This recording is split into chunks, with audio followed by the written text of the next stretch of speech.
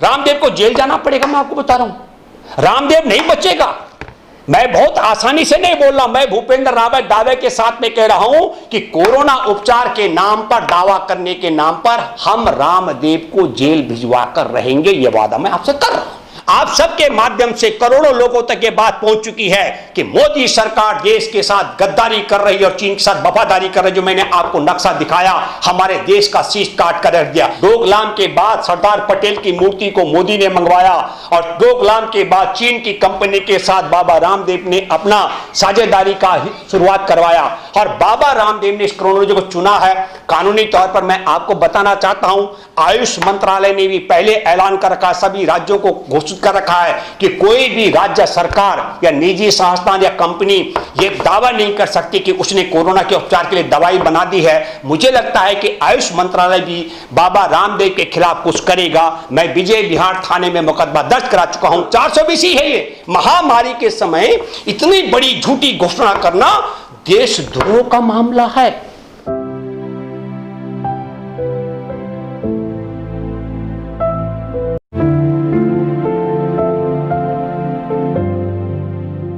पहली बात यह है कि रामदेव ने कोई दवा कोरोना की नहीं बनाई, उसके लिए मैं रामदेव के खिलाफ मुकदमा दर्ज करा चुका हूं। पहली बात। दूसरी बात है कि रामदेव ने ऐसे वक्त पर यह ऐलान क्यों किया? क्योंकि सीमा पर गलवान घाटी को लेकर नरेंद्र मोदी की सरकार की देश के साथ गद्दारी और चीन के साथ वफादारी खूब एक्सपोज हो चुकी है। आप सब लोगों के माध्यम से लाखों लाख लोग सुन रहे हैं। आप हैरान होंगे जान करके, मुझे लोग फोन कर रहे हैं, देश और दुनिया से मैसेज दे रहे हैं कि सर क्या बात कर दिए। तो अब ये सारी क्रोनोलॉजी का मामला है मेन स्ट्रीम मीडिया से ध्यान भटकाने के लिए ये नकली कोरोना उपचार की दवा का दावा। और तीसरी बात मैंने कह दी कि एडमिनिस्ट्रेटिव कमेटी ऑफ नवडागंग इंडस्ट्रियल पार्क जो चीनी कंपनी है, दिसंबर 2018 में तब से पतंजलि डायरेक्ट, पहले पैसा तो कहां से ली, क्योंकि बाबा रामदेव का पैसा कहां था? पैसा तो अनैतिक तरीके से आया होगा, नैतिक तरीके से कैसे आया होगा? लेकिन प्रमाणिक तौर पर, और कब लिया? जब डोकलाम 2017 में हो गया था। तो मैं फिर कहना चाहता हूं कि डोकलाम के बाद चीन के साथ संबंध खत्म होने चाहिए। इस समय यंत्र बन रहा है, इंस्ट्रूमेंट बन रहा है किस तरीके से मेन स्ट्रीम मीडिया से सारे असली मुद्दे को से ध्यान भटकाने का। इसके अलावा रामदेव की कोई और भूमिका नहीं है, मैं आपको बताना चाहता हूं। और आपके माध्यम से रामदेव की कोई भूमिका हो तो मुझे बता दीजिए, जो आपने कहा। इसलिए कि रामदेव आया क्यों? अगर ये पूरी भूमिका अरुण हम नहीं बताएंगे देशवासियों को, तो रामदेव आया क्यों? आयुष मंत्रालय ने ये नहीं कहा हम तो दवाई तो आप भी बनाइए, हम नो आयुष मंत्रालय का घोषित नहीं करेगा, घोषणा नहीं करेगा, उसकी एक प्रक्रिया है। जो आपने कहा उसमें गजेंद्र जी एक प्रक्रिया है। दवा बनाने के लिए आप लाइसेंस लेंगे, आपने इम्यूनिटी बढ़ाने का लाइसेंस लिया, दवा बनाने का। रामदेव ने लाइसेंस नहीं लिया, रामदेव ने परीक्षण कराने की अनुमति नहीं ली। इंदौर में गए थे, पकड़े गए, वहां का डीएम ने कहा मैंने कोई अनुमति नहीं दी। राजस्थान का स्वास्थ्य मंत्री कह रहा है खबरदार, उन्होंने कहा हम देखते हैं, मुकदमा दर्ज करवाएंगे। मैंने दिल्ली में मुकदमा दर्ज करवा दिया, मैं मानता हूं वो इम्यूनिटी बढ़ाने का एक अलग मसला है। आप थोड़ा समझ लीजिएगा अरुण, मैं आपको बताता हूं और दर्शकों को भी। कोरोना जो लोग पहले से ही सांस के मरीज हैं या बहुत जिनको दिक्कतें हैं पहले से, जो रोगी हैं, जो निरोग हैं उनको कोई दिक्कत नहीं है, पर जो रोगी लोग हैं उन लोगों में ऑक्सीजन की कमी हो जाती है शरीर के अंदर, और ऑक्सीजन की कमी के लिए ऑक्सीजन की पूर्ति करना बहुत जरूरी है। मुझे बताइए, रामदेव से मैं कहता हूं अश्वगंधा पीने से, गिलों का पानी खाने से, या तुलसी का पत्ता पीने से या चावने से कैसे? अगर ऐसा है तो फिर हमारे देश में 10 लाख का सूट जिसने प्रधानमंत्री नरेंद्र मोदी को भेंट किया था, उसने नकली क्या बोलते हैं उसको, वेंटिलेटर क्यों दे दिए? नकली वेंटिलेटर, नकली वेंटिलेटर, नकली थर्मल स्कैनर, नकली रैपिड टेस्ट किट और अब नकली दवा। आप समझो, पहले मोदी है तो सब कुछ मुमकिन है। आपको बताता हूं, अगर मोदी का इशारा नहीं होता तो मेरे मुकदमा दर्ज कराते ही शिकायत करने में थाना गया था, एसएचओ जाकर बेहता आयोग और हथकड़ी लगा के डालता व्यापारी बाबा रामदेव को जेल में। जिस तरीके से हमारे देश का चीन के पास जो कब्जा पहले से था और जो अभी लिया 5 मई से अब तक, और मोदी ने कहा 1 इंच जमीन हमारे किसी के पास नहीं, देशद्रोही है। ये देशभक्ति नहीं है। और इस महामारी में बाबा रामदेव का ये कहना कि मैंने दवा बना लिया, ये देशभक्ति नहीं, देशद्रोही है। और स्वदेशी की बात करने वाले बाबा रामदेव चीन की कंपनी के साथ बड़ी पार्टनरशिप है, ये देशभक्ति है, ये कैसा स्वदेशी, ये भी सोचना पड़ेगा। पर मैं एक बात और कहना चाहता हूं सब दर्शकों से कि पतंजलि चीन की कंपनी के साथ साझेदार है। अब आपको तय करना है कि आपको पतंजलि से सामान खरीदना है कि नहीं, एक बात। और दूसरी बात मैं कहना चाहता हूं कि 21 अक्टूबर को, मैं रिपीट कर रहा हूं, 21 अक्टूबर को महाराष्ट्र 2019 में महाराष्ट्र हरियाणा के चुनाव थे और 20 अक्टूबर को बम वर्षा करने वाले भारत के बहादुर सैनिक और भारत की बहादुर सरकार नजर नहीं आ रही है, उस विषय पर भी आपको सोचना पड़ेगा। और जब हम स्वदेश की बात करेंगे तो पतंजलि का जो चीनी समझौता है, मैं बधाई देना चाहता हूं उद्धव ठाकरे को, महाराष्ट्र की, जिन्होंने चीन के साथ में 5,000 अरब से बड़ा एक ठेका था, रद्द कर दिया। दिल्ली में तबलीगी जमात को बदनाम करने, मुसलमानों के खिलाफ मुकदमा दर्ज कराने की सबसे बड़ी भूमिका अगर किसी की है तो अरविंद केजरीवाल की है। आपको मालूम है कि नहीं है? मिली भगत है, रंग बदला है, मैं आपको साफ कहना चाहता हूं। आप इसको ऐसा समझ लीजिएगा, मैं बार बार बोलता रहा हूं, लेकिन नालायक लोग बोल रहे थे, उनको कहता है कि गर्मी आने से कोरोना भाग जाएगा। कोरोना का वायरस मरने के लिए 60 से 70 डिग्री का तापमान चाहिए और इंसान के शरीर का तापमान यदि 40 डिग्री तक पहुंच जाएगा तो इंसान का जिंदा रह पाना असंभव है, एक बात। लेकिन मैं एक दूसरी बात बताता हूं, न केवल कोरोना का यह भय बनाया गया है, मैं आपके माध्यम से एक और बात बताना चाहता हूं। इंसान से इंसान को कोरोना फैलता है, लेकिन हमारे देश की जनता को मूर्ख बनाने के लिए सरकारें पेड़ों को पानी छिड़का रही हैं, दीवारों पर स्प्रे करा रही हैं। ये षड्यंत्र है, ये ऐसा दिखाने का तरीका है। इंसान के देह पर, इंसान के शरीर से, कपड़ों से नहीं फैलता है कोरोना। कोरोना फैलता है मुंह से, छींकने से, खांसने से। आप समझ लीजिएगा सब देशवासी। लेकिन हमारे देश के नागरिकों को मूर्ख बनाने का षड्यंत्र, यह बात भी आपको सोचनी और समझनी और गांठ बांधनी पड़ेगी। हमारे देश में आतंकवादी, जो संसद पर हमले का आतंकवादी रहा है डीएसपी देविंदर सिंह, जो पुलवामा में आतंकी वारदात कराने के दौरान वहां तैनात रहा है, हर जिसको हिजबुल मुजाहिदीनों के आतंकवादियों के साथ पकड़ा गया उसकी जमानत हो गई। और एक डॉक्टर कफील है जिन्होंने ऑक्सीजन देकर के बच्चों को रात भर बचाया। जो एक बुखार होता है बिहार के अंदर, चमकी बुखार, उसमें जाकर के उन्होंने काम किया। अरे बहुत अद्भुत, बहुत मेहनत।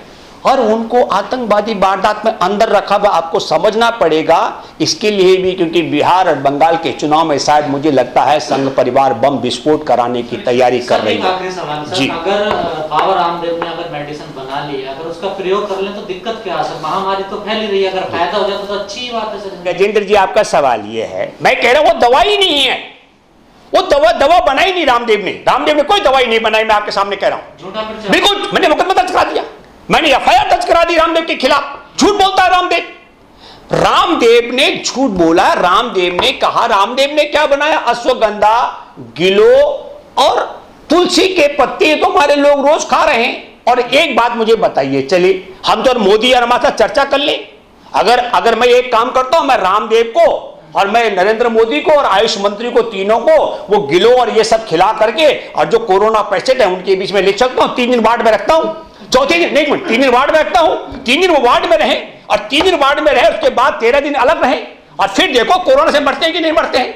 अरे मिलेंगे नहीं कहीं। आपको बताता हूं, एक बात आपको बताता हूं, बाबा रामदेव को समझना चाहिए, ये कोई सलवार पहन के भागने का खेल नहीं है बाबा। ये कोरोना दिखता नहीं है, समझ गए? अरे हमने देखा था जब शुरू में कहा गया कि साहब ये कोरोना फैला रहा है, वो कोरोना फैला रहा है। अरे मूर्ख आदमी, फर्जी डिग्री वाला बोला हमने 18 दिन में महाभारत जीता। अरे मूर्ख, वो चाचा और ताऊ के वंशज थे, पांडव और कौरव, वो दिखते थे एक दूसरे को। है कोरोना वायरस नहीं दिखता है भाई। अरे कोरोना वायरस, सुनो, कोरोना वायरस कोई बहू नहीं है कि तलाक देके मैके भेज देंगे या बिना तलाक के मोदी जी छोड़ के रख देंगे जसोदा बहन की तरह। अरे कोरोना वायरस तक कहीं भी घुसता तो एक काम करते, मैं आपके साथ माध्यम से रिक्वेस्ट करता हूं, बाबा रामदेव ने दवाई खा ली है, मैं बाबा रामदेव को किसी भी हॉस्पिटल में, मैं और बाबा रामदेव एक साथ उपचार करेंगे। बाबा रामदेव अपनी दवाई खाए और मैं अपनी क्रियाएं करता हूं और बाबा और मैं कोरोना के मरीजों के बीच में रहेंगे। 15 दिन तक बाबा रामदेव मेरी चुनौती स्वीकार कर ले। अगर बाबा रामदेव कोरोना से मर गया तो देश जान जाएगा, और बाबा रामदेव अगर कोरोना से बच गया तो फिर सोचेंगे कि बाबा का ये इम्यूनिटी बढ़ाने वाला नुस्खा ठीक है। आपके वाला नुस्खा क्या है जो आप बता रहे हैं? कौन? मेरी प्राकृतिक जीवन शैली नहीं, मेरा जीवन शैली है, मेरी जीवन शैली है। मैं सिर्फ ये मानता हूं कि हमारे देश में जिस तरीके से सीमा की रक्षा के लिए सैनिक जरूरी हैं, उसी तरीके से हमारे शरीर में विटामिन सी दुश्मनों का मुकाबला करने के लिए बहुत जरूरी है। मुझसे अगर कोई कहेगा क्या करना चाहिए, मैं कहूंगा कि भरपूर विटामिन सी का सेवन सब लोगों को करना चाहिए। जी, जो छत्रपति महाराज हैं उन्होंने कहा था कि हमने कोरोना को गौमूत्र से खत्म कर दिया है, उनको खीर पूरी चढ़ा दी है, इसको किस तरह से देखते हैं आप? कौन है वो? जब नरेंद्र मोदी देश का प्रधानमंत्री बोलता है कि हमने महाभारत जीती, मुझे नहीं पता पांडु पुत्र था कि कौरव पुत्र था, वो तो मोदी को मालूम होगा किसका पुत्र रहा है मोदी, उस समय मुझे मालूम नहीं है। पर मैं ये कह रहा हूं था भी कि नहीं था, है ना। आप समझ लीजिएगा कि जो व्यक्ति इंसानों के युद्ध में वायरस को लाता हो जो दिखता ही नहीं है, आप समझ रहे हैं ना। तो गौमूत्र खा के गौमूत्र पी के वो जो एक बेचारी नहीं है, वो जो आतंकवादी वारदात में रही है सांसद इनकी, अरे इनकी एक सांसद है जो आतंकवादी वारदात में रही है बेचारी प्रज्ञा, उसने तो कहा मेरा कैंसर ठीक हो गया, मैंने गाय को छुआ। अरे हम सब गांव के लोग हैं भैया, हम लोगों ने तो गाय बछड़ों को छुआ होगा यार जीवन में, आज भी छूते हैं, है ना।